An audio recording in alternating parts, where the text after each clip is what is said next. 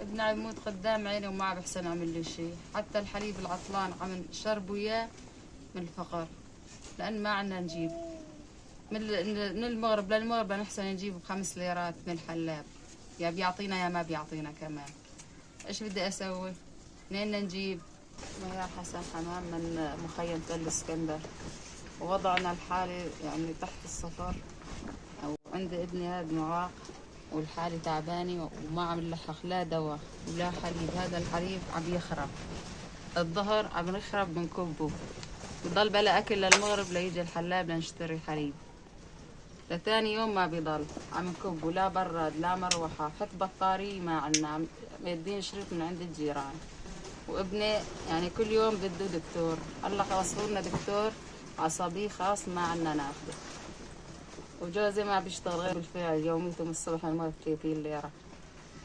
ايش تكفي 30 ليرة يوميا؟ هذا بده اخذ على الدكتور يوم ايه يوم لا، ومن هالحكي هذا كله ما عنا شيء، حتى المخيم اللي باركين فيه ما في دعم،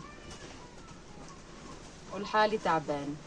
ابني هذا دوم بيختلج، امس اختلج 6 ساعات، 6 ساعات غايب عن الوعي، حطيناه بالعناية المشددة لمشي حاله. هاي مرضاني، اختي صغيري كمان مرضاني بالمشفى، كلياتهم تعبانين. شو قد يعني بدكم مثلا ادويه بالشهر؟ اذا بدنا نجيب الادوية العصبية له كل شهر بدنا شيء كثير، يعني والله كشفية الدكتور هذيك الحسب علينا دين فوق 500 دولار. وش الواحد بده يحكي ما بعرف، اذا ما اشتغل عم نتدين لحتى نعيش.